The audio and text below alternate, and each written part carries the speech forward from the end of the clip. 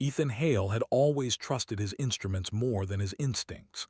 That trust failed him at the edge of uncharted space. The small reconnaissance ship shook violently as alarms screamed through the cockpit. Red lights flashed across the control panels, warning of engine failure, hull breach, and rapid descent. Ethan gritted his teeth and pulled the controls, trying to stabilize the ship, but the damage was already done. A burst of unknown energy from the planet below had knocked his ship out of faster-than-light travel and sent him spinning. The blue and gold planet filled the forward window. It was beautiful in a dangerous way, wrapped in thick clouds and glowing storms. Ethan had only seconds to react. He sent an emergency signal toward human space, knowing it might never be received, and strapped himself in. The impact was brutal. Metal screamed as the ship tore through the atmosphere. Fire wrapped around the hull. The ground rushed up too fast. Then everything went dark. When Ethan woke, pain came first. It spread through his chest, his shoulder, and his head. He groaned and forced his eyes open. Smoke drifted through the broken cockpit. One side of the ship was crushed inward. The control panels were dead, their lights gone. Outside the shattered window, strange purple plants swayed in a hot wind. He was alive. Barely. Ethan pushed himself free of the seat, hissing as pain shot through his ribs. He checked his suit systems. Oxygen was stable. No internal bleeding warnings. That was good news, at least for now. He climbed out of the wreckage and stood on alien soil. The ground was dark red and warm beneath his boots. The air was breathable but heavy, carrying a sharp metallic scent. In the distance, tall stone structures rose toward the sky, half hidden by mist. This was no empty world. Ethan activated his scanner. The device chirped immediately.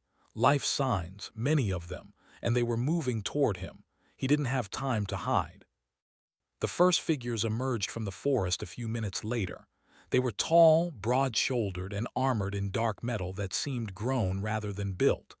Their skin was shades of bronze and deep blue. Their eyes glowed faintly, sharp and focused. They were women. Each carried weapons, long blades, heavy staffs, and energy shields strapped to their arms. They moved like trained soldiers, spreading out to surround him. Their expressions were cold, curious, and completely unafraid. Ethan raised his hand slowly, keeping his movements calm. He knew enough about first contact to understand one thing clearly. Fear invited violence. One of the warriors stepped forward. She was taller than the others, her armor marked with sharp red symbols. She spoke in a harsh, rhythmic language that Ethan's translator struggled to process. The device finally offered a rough translation. Male, unknown species, alive. Another warrior circled him, studying his smaller frame, his damaged suit, the blood on his face. She made a sound that might have been laughter. So fragile, she said. Ethan swallowed and spoke carefully. My name is Ethan Hale. I come in peace. My ship crashed. The warriors exchanged looks. The leader tilted her head, unimpressed. Peace is not proven by words, she replied. You will be tested. Before Ethan could respond, energy bands snapped around his arms and legs. They were not painful, but they were strong. He was marched away from the wreckage, deeper into the alien land. They took him to a massive city carved into black stone cliffs. Towers rose high above, connected by bridges and banners that snapped in the wind. Thousands of eyes followed him as he was dragged through wide streets toward a colossal arena. The place was alive with noise. Warriors trained, sparred, and fought openly in rings of stone. The air was thick with tension, pride, and competition. Ethan realized something terrifying. This world was built on conflict. He was thrown into a holding chamber beneath the arena. The energy bands vanished, but armed guards watched him closely. His translator updated rapidly as it absorbed more of the language. Two women stood outside the barrier, speaking openly. He is small, but he survived the sky fire. That means little. Many survive the fall. Few survive the trials. Ethan sat against the wall and focused on breathing. Panic would not help him. He had survived worse than this. Training missions gone wrong, hostile environments, isolation. Humanity had learned long ago that strength was not just muscle. Hours passed before guards returned. They led him into the arena. The crowd roared as he stepped into the light. Thousands of warrior women filled the stands, their voices echoing like thunder. In the center of the arena stood stone pillars, burning pits, and mechanical structures designed to test strength and endurance. A voice boomed across the arena. "Unknown male," the voice said, "you stand on Vierxa. Here, worth is proven. Survive and you may live. Fail and you will be forgotten." Ethan looked up into the stands. At the highest platform sat a single figure. She wore armor darker than night, marked with gold lines that glowed faintly. Her posture was calm, powerful, and perfectly still. Her eyes, bright and piercing, watched everything. This was Queen Kalira. She had never lost a battle. Every warrior on Vierxa knew her name. She ruled not by birth but by victory. Her gaze locked onto Ethan. He felt it like pressure on his chest. The first trial began without warning. The ground beneath him split open, releasing intense heat. Flames rose in controlled patterns, forcing him to move quickly or be burned. Ethan ran, jumped, and rolled, ignoring the pain in his ribs. He watched the fire carefully, learning its rhythm. When others would have rushed blindly, he waited, moved only when needed, and crossed safely. Murmurs spread through the crowd. The second trial tested strength. A massive stone block had to be lifted and carried across the arena. Ethan knew he could not match the raw power of the Vierxans. Instead, he studied the block, found leverage points, and used broken metal from his suit to create a crude lever. Slowly, painfully, he moved the stone. It took longer, but he succeeded. Some in the crowd laughed, others grew silent. The third trial was isolation. He was locked inside a dark chamber with limited air and shifting walls. Panic clawed at his mind. Ethan forced himself to stay calm. He regulated his breathing, slowed his heart rate, and conserved energy. Hours passed. When the chamber opened, he stepped out on shaking legs, but he was still alive. By now, even the loudest voices had gone quiet. Queen Kalira leaned forward slightly. This male did not fight like prey. He did not beg. He adapted. The final trial came at sunset. A mechanical beast rose from beneath the arena floor. It was fast, powerful, and designed to overwhelm challengers. Ethan had no weapons. Only his mind. He watched the machine move, learning its patterns. When it charged, he dodged. When it struck, he redirected it toward the arena's stone pillars. Slowly, carefully, he led it into destroying itself. When the machine collapsed, the arena exploded with noise. Ethan dropped to one knee, exhausted, bleeding, barely standing. Silence fell as Queen Kalira stood. She descended into the arena, each step measured and heavy. She stopped a few meters from him and looked down. "You are not strong," she said plainly. Ethan met her gaze, forcing himself to stand. "No," he replied, "but I'm still here." For a long moment she said nothing. Then she turned to the crowd. "Remember this," Queen Kalira said, "strength has many forms." Ethan was taken away to recover, unaware that his survival had already begun to change Vierxa. High above, the undefeated queen watched the stars and wondered why a fragile human male had done what no warrior ever had. He had made her curious. And on Vierxa, curiosity was the beginning of everything. Ethan woke to quiet. Not the heavy, threatening silence of a prison, but something calmer. Soft light filtered through the high windows of the chamber where he lay. The bed beneath him was firm but warm, made of smooth stone covered with woven fabric.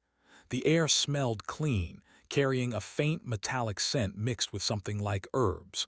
For a moment he thought he was back on a medical ship. Then he remembered the arena, the fire, the machine, the queen. He tried to sit up and immediately felt pain in his ribs and shoulder. He hissed and stopped. A shadow moved near the wall. "You should not rise yet." The voice was female, low and steady. Ethan turned his head and saw a Vierxan woman standing near a table filled with strange instruments. She wore no armor, only a simple dark robe. Her eyes were sharp but not hostile. "You survived more damage than expected," she continued. "Rest." Ethan nodded slowly. "How long?" "2 cycles," she replied. "Your body heals slowly compared to ours." "That's normal," Ethan said dryly. The healer studied him for a moment. "You are strange, human. Many stronger beings died in those trials." "I didn't try to be strong," Ethan said. "I tried to be smart." She made a thoughtful sound and returned to her work. Over the next several days, Ethan recovered under constant watch. He was not chained, but he was never alone. Guards stood outside his chamber at all times.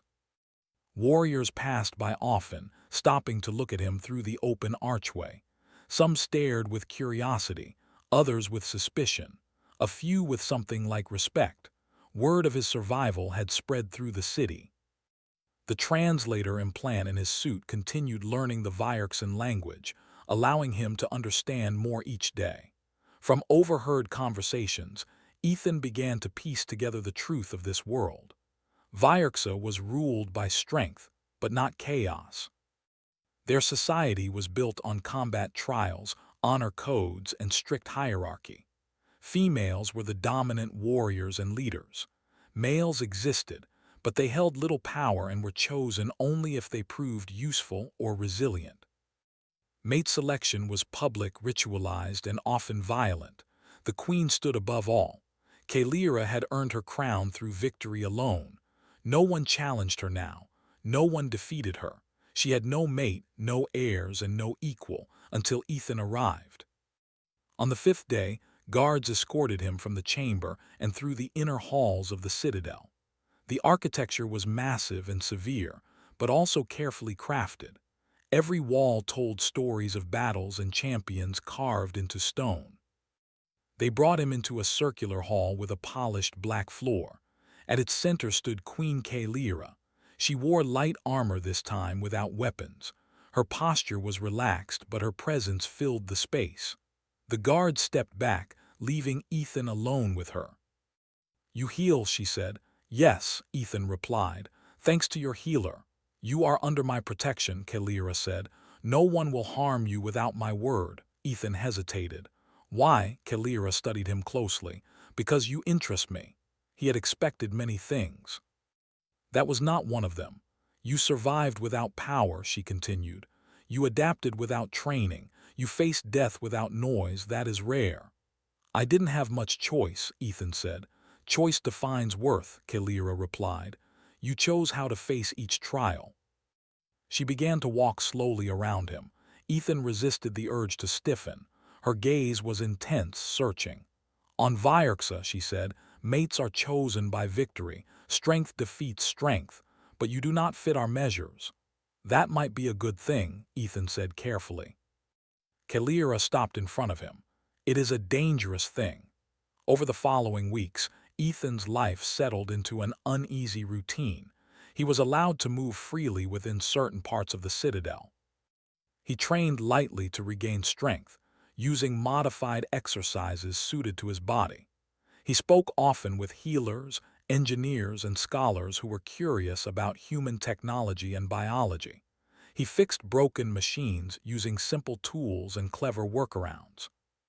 He helped redesign water flow systems using principles of efficiency instead of brute force.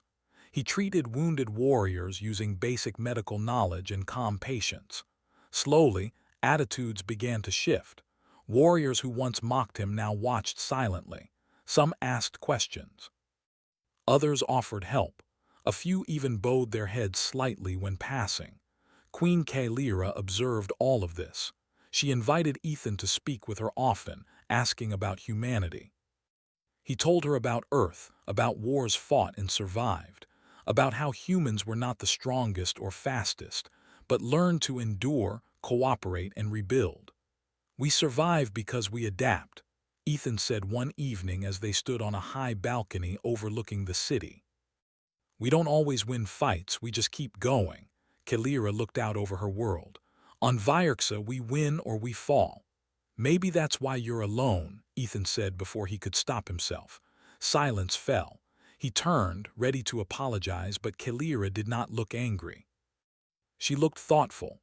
Perhaps, she said quietly. That night trouble came. Alarms echoed through the citadel as energy shields flared. Ethan was rushed into a secure chamber, but he could hear distant impacts and the roar of battle. A rival clan had attacked. The Redon, an ancient faction that believed Kalira's rule, had grown weak. They saw Ethan's presence as an insult to tradition and a sign of decay. "They come for you," a guard told Ethan grimly. "And for her." Ethan's mind raced.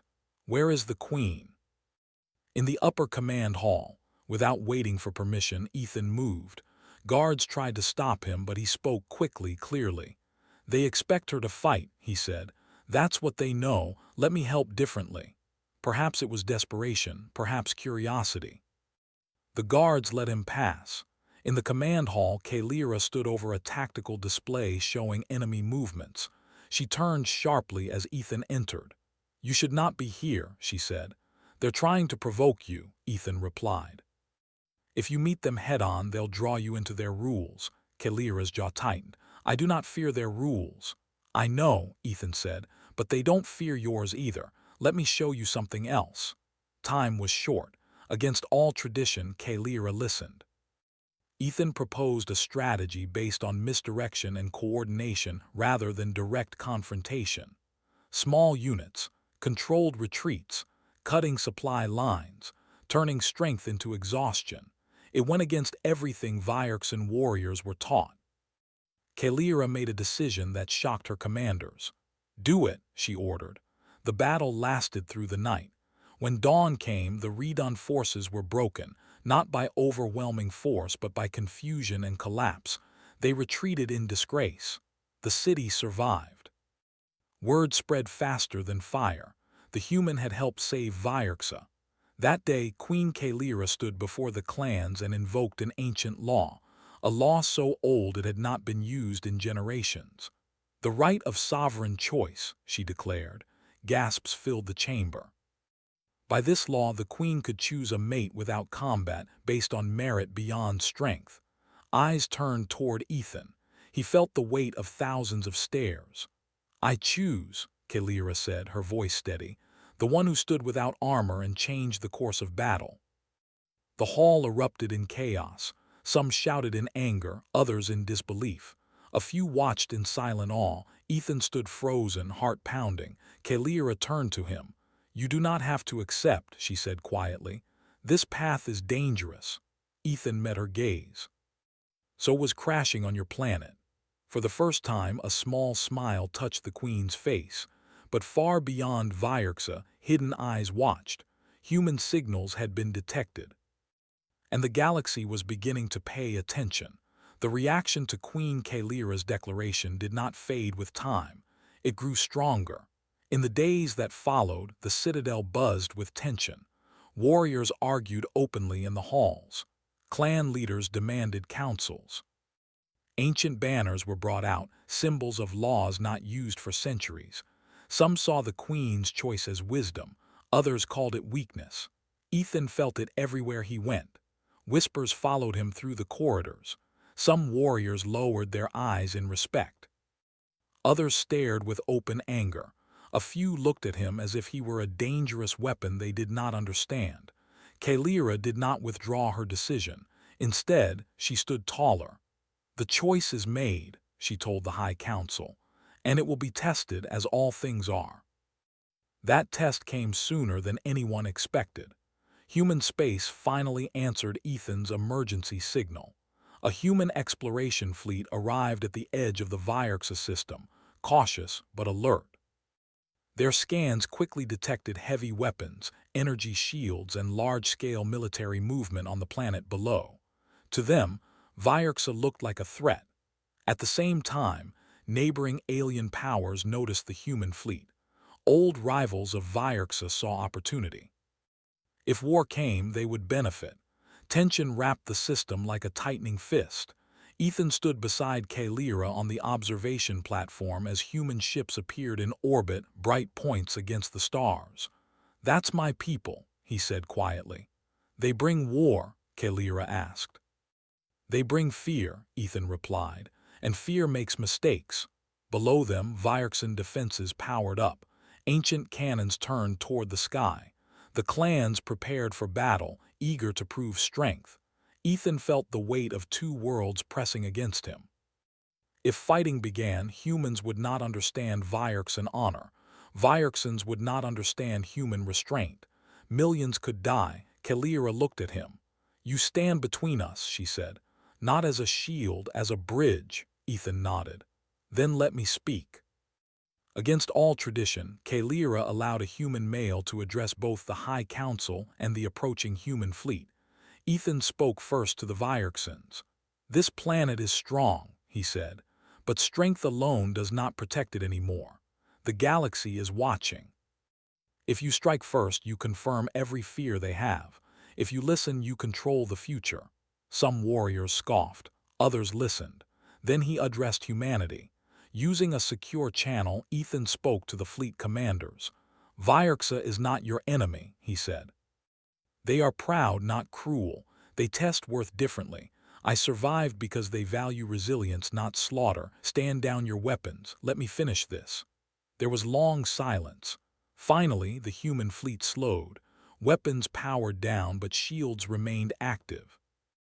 A fragile pause settled over the system. That was when the third threat revealed itself.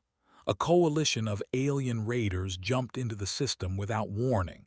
They had waited for tension, for distraction. Their ships were built for fast assault and heavy destruction. They attacked everything: human ships, Vyerkson defenses, civilian stations. Chaos exploded across the stars. Ethan felt his heart drop as explosions lit the void. Kalira reacted instantly. "All forces," she commanded, "defend the planet and the humans. No pursuit. No glory charges, protect." It was not how Vyerksons usually fought, but they obeyed.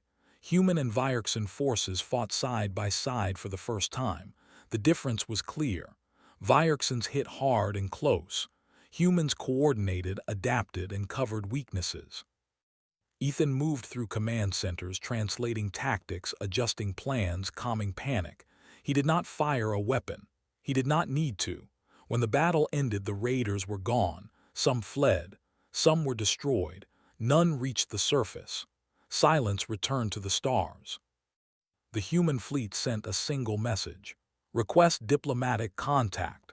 The meeting that followed changed history. Human commanders met Queen Kalira face to face. There was tension, but also respect. They had seen Vyerkson discipline, their restraint, their willingness to defend even former enemies. Kalira spoke plainly. "We are not a threat to humanity," she said. "We test strength to survive a brutal world. Your kind survives differently. Together, we are stronger." The humans agreed. A pact was formed, not an alliance of conquest, but of mutual defense and exchange. When the councils ended, the clans of Vyerksa gathered one final time. Queen Kalira stood before them with Ethan at her side. "This human did not defeat me," she said. "He did not overpower me. He stood when others fell. He changed the battlefield without drawing blood. That is strength." One by one, the clan leaders lowered their heads. The undefeated queen remained undefeated, but she was no longer alone. Ethan stayed on Vyerksa, not as a ruler, not as a symbol, but as a partner. He learned their ways. They learned his. Slowly, tradition softened. Trials remained, but now they tested wisdom as much as force. Years later, stories spread across the galaxy. Of a world where warrior women ruled with honor. Of a queen who never lost a fight. Of a human who crashed, survived, and changed everything. And whenever those stories were told, one truth remained clear: humanity did not conquer Vyerksa with weapons. They earned it by being adaptable, resilient, and brave enough to stand where no one else could. HFY.